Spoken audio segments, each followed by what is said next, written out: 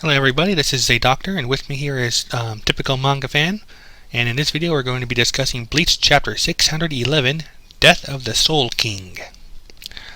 And we open up with Ichibei, his head and his feet, which is pretty much all that's left. Possibly foot, but one of them's off to the side there. And pretty much Yawak's just pretty much boasting that just as he first saw, he'd have him dead in, like, it says 3 paces less. Like, does that mean like 3 paces short of his line? Yeah, I think so. Yeah, because he's not even at the line yet. So, it's interesting that the painting, what Ichibei painted, the symbol is still there. Yep. What was the symbol for again? Is the seal or like? I think it was like a seal or a barrier, which means he probably can't walk through it safely now. Yeah, because Ichibei's dead, right? So. And whether he can or not, the next page has Yawak just destroying the thing anyway. Oh, okay, yeah. So it was probably a barrier. And one then, sec, I gotta. And then, in the words of Cooler, you fucking called it. And on the next page, as we see that Squad Zero was all defeated off screen. Oh yeah. So for those who didn't know, I don't know if I said this on record or anything, but I said that the Zero Squad would be beaten off screen, and the reason why was because Kubo already spent the time having the strongest Ichibei and Yawak fight. So switching back to the other Royal Guard wouldn't be as intense, so he wouldn't do it. Just knowing the way Kubo writes. At this point, it would just be padding. And yeah, exactly, padding. And I think I think he wants to save the abilities of the elite guard or whatever they're called for when they beat Chad and Orihime. Yeah. Oh my gosh. If Chad and Orihime somehow win, I don't care how. If they somehow win, I don't know what I'll do. Yeah. I don't know what I'll do. If they win, I hope it's a matter of creativity at least, which is not likely, so I'm not going to hold my hopes up. No, Orihime has the power to beat any of them, but only if she has the intention, and she doesn't. That's the problem. Right. Chad is useless. He's useless no matter what. Yeah. Urahara said it plainly, because he's not a fighter. Okay, so wait, let's see. I don't know. The Yakuza guy is like, what is he? He's just bleeding. The guy with the pompadour is like just down. They don't really show much. They show the Zero Squad, like the Hikifune lost her arm or something like that. That's what it looks like, with the blood being where it is. Yeah, and she's skinny, and the other two are also kind of bleeding on the ground. And wow. So we hyped up the Zero Squad for literally nothing. Wow. Yep, they got warped. This is ridiculously stupid. Like you cannot hype a squad like this. Say that they're stronger than the rest of the Gote 13 combined. Hype them up for like 400 chapters, and then have them beaten off screen like this. You know, it's ridiculous. It was predictable, but it's still ridiculous nonetheless. Yeah, I mean at the very least, like I said, he could at least cut to them during the Ichibei fight. Like just at least, even if it's just for a few moments to see how they were faring, and then show them losing, that might have been fine. But like you said, they're probably waiting to show off the actual Stern Ritter's powers till later. Anyway, Yawak pretty much says that the Soul King is next. Yep. I still love the crazy eyes. I still like that design. And then we get like a 2-page spread of something blasting through the platform, with the little Soul King capsule kind of up there on the side. Nope. Yeah. Yep. But we all know who that is. We all know who that is, right? Santa? Oh, Santa Claus is coming. So this is where Santa Claus was. Okay. And he looks like Ganju. Oh, ew. Yeah. Yeah, apparently Orihime missed him with her shield. Like, he's acting tough. It ain't nothing. I'm fine. Like, Chad's off the side, like, looking like, woo, that don't look good. Like, Chad's drawing kind of weird in there in that panel. Okay, so, let me get this right. Let me get this straight. Ichigo spent all that time going down, only for him to go back up. This is ridiculously stupid. It is, and I think I said as much before. The only purpose it served was to give Yawak a way up. And to show off Ichigo without showing off all of his abilities. Right. It's just so stupid. It really is. And because it delays Ichigo longer, right? Which is pretty much his whole shtick in this arc. Keeps getting delayed by one thing or another. Ichigo just better...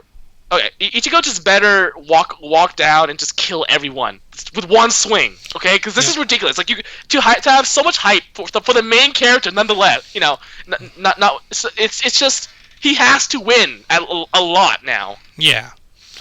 Anyway, Orihime goes to try and fix him up, which Ganjo doesn't think can happen, but we know better.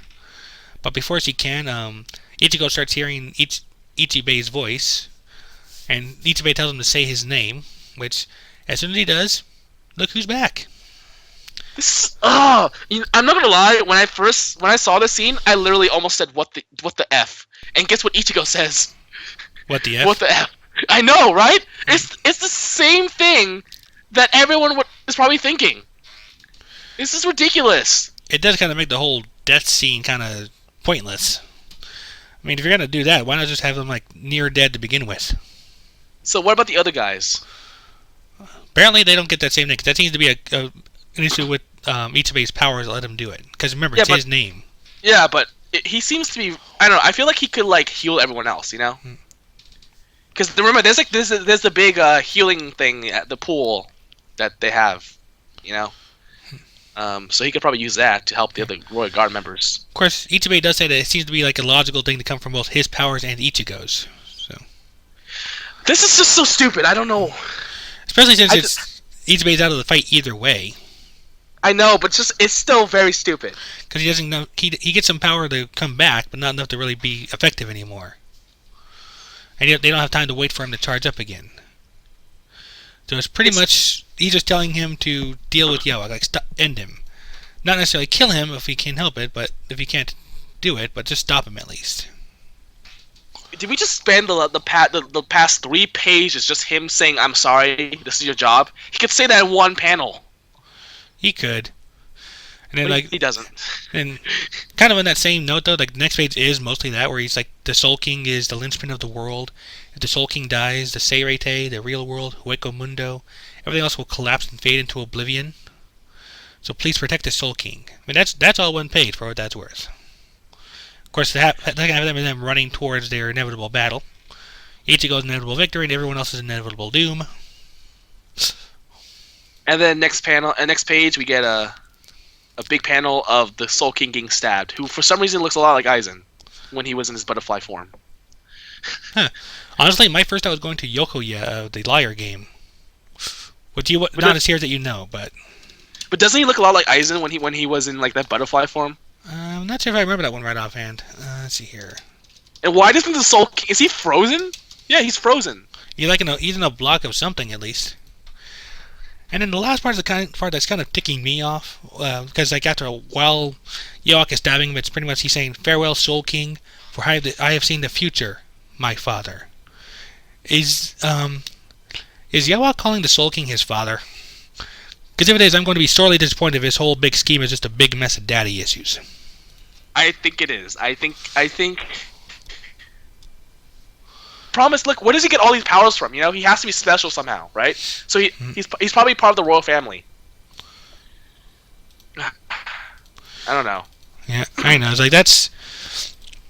And you were saying you had a theory about that one, like a standing theory that he was actually related to the Soul King.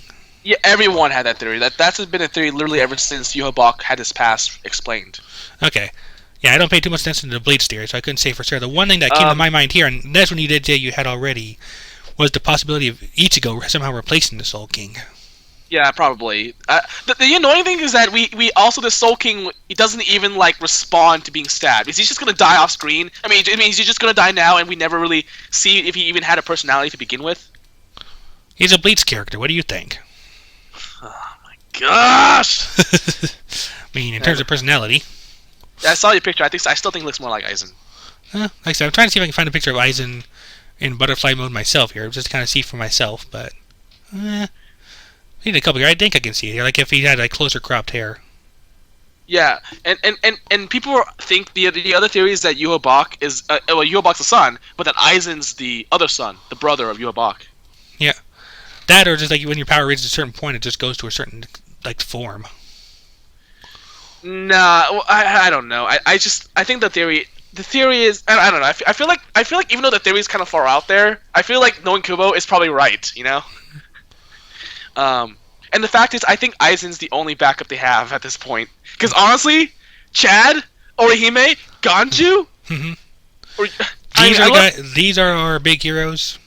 And I love Yoriichi, but come on, like these are the guys who are supposed to be strong, like beating down the guys who just beat the Royal Guard off screen. This is ridiculous. The power gap does not make sense. And we're supposed to see them lose to people who have never won a single important fight in the series. I don't know. Chad's last victories were against like the ex-Espada, the ones who were not strong enough to keep the cut, and not even a captain, like one of the lieutenants, I think. I don't know. It just he beat the 3rd seat of the 7th division, I think. The 8th division. I can't follow all that. Who's who on there besides the captain and lieutenant? So it was and Squad 11 because Squad 11. It was because I remember it's because it's Kyoraku's division, which was the 8th, and he beat the 3rd seat of that guy, so that's why. Okay, and then Kyoraku beat him. I remember that. Yeah, so it has to be 8th division, 3rd seat. And then he's like, oh my gosh, the captain is so much stronger than the 3rd seat, or something like that, yeah. That's my memory for you. In full power. Yeah, like I said, you got the Bleach memory, I've got the One Piece memory. Well, that's because I didn't actually read the parts that you remember. Fair enough, but yeah, like I said, there you are. But anyway, and that's pretty much where the chapter ends. Like, Yuabak is pretty much calling the old man out and stabbing him. And each goes on the way with Team Cannon fodder and Yoriichi. So he better say some words before he dies, because oh my gosh, if he doesn't say anything, I'm gonna. Oh man. Okay, we at least see something come out of this, besides blood. I don't know. One person asked the $1 million question: Can Yuabak see through Aizen's hypnosis? That is actually an idea, come to think of it, because how perfect is his perfect hypnosis? Yeah. Can it pull recognizance? Oh, and there's also a line here I thought I saw you tweet around that same time when the chapter first came out. Like, Aizen Bankai is so powerful that it's making Kubo think he's writing a good manga. That was what I was referring to, yeah. Yeah, I figured that's probably what he just tweeted that comment out. Yeah, actually, I was actually going to say that, yeah. Because it's ridiculous. And here's the reason why a lot of people, I feel like, everyone's saying they're just simply too invested to drop out now. Like, he's like, this guy said, I've been reading this for so long that I feel obligated to finish it. And that's the thing. Yeah, most people just feel like they've put in so much time, they might as well finish it, because it's like an obligation at this point. Yeah, I pretty much, like I said, I follow it mostly now just because I always have. I mean, and I think you said it before, like, it takes, what, a couple minutes to read a new chapter? Yeah. I mean, how long did it take us just to talk about it? Minus a little cut here, we're like 14 minutes or so. Everyone's laughing because they're just saying that this is Aizen's Bankai in the works. We never actually did see his Bankai, did we? No. Or did we? Oh, I see. Yeah.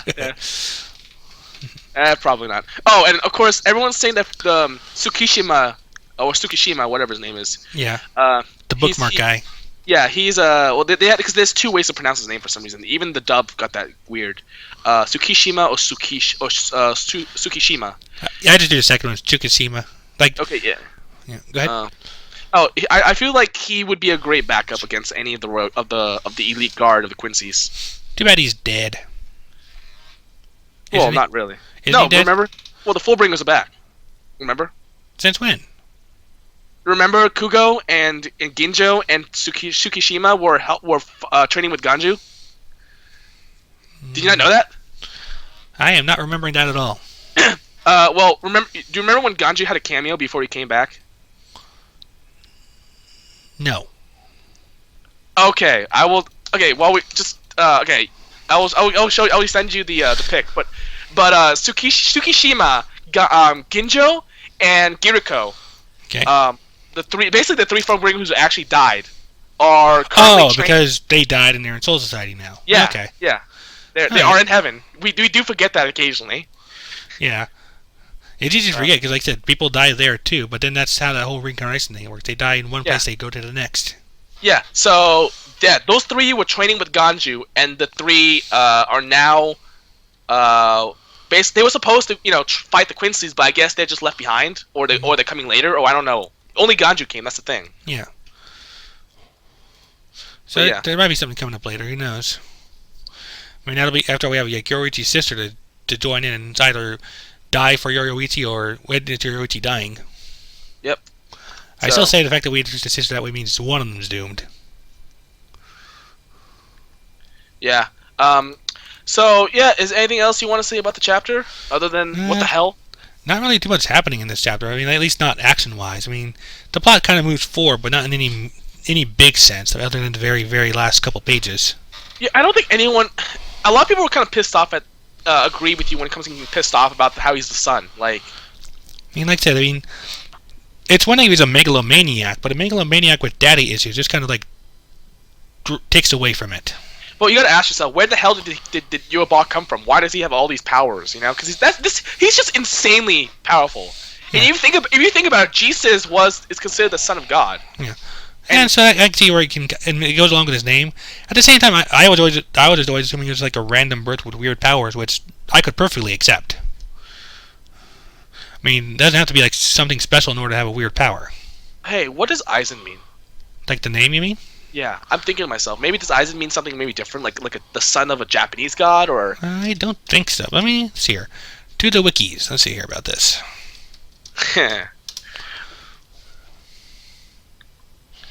Let's see here. Where's these search on here? Oh, there it is. Yeah, I'll send you this. Okay, new photo.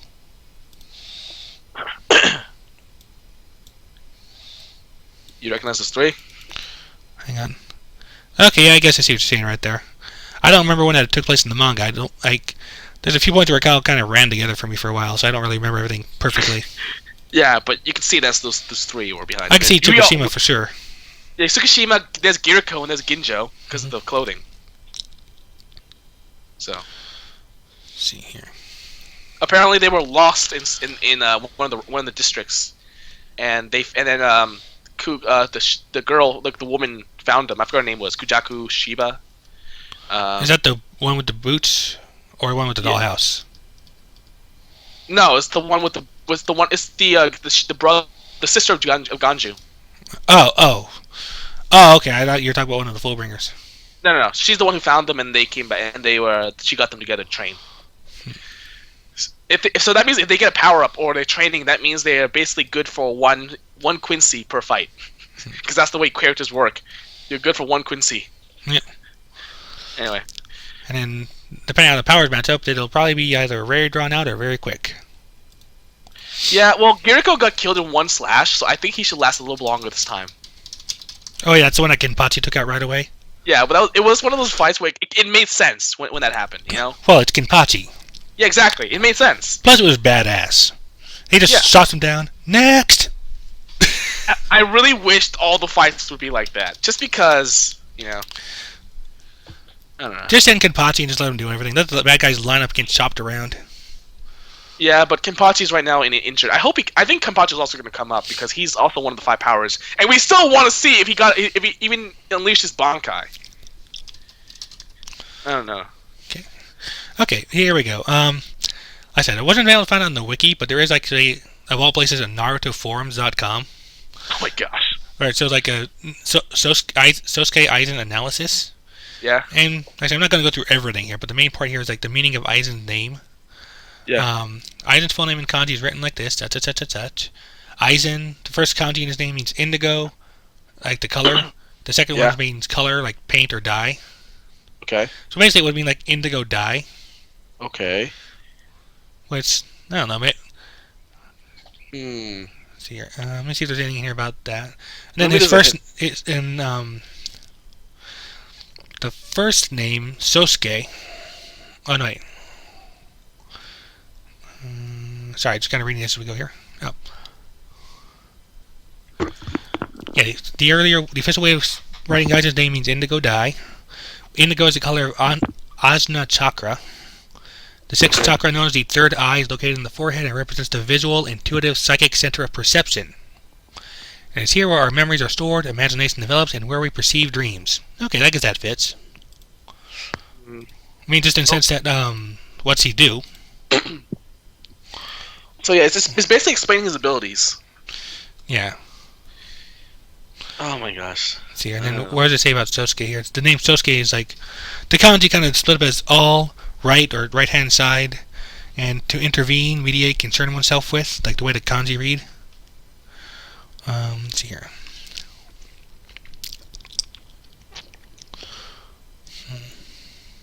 So yeah, Yeah. we don't have anything related to God yet. So yeah.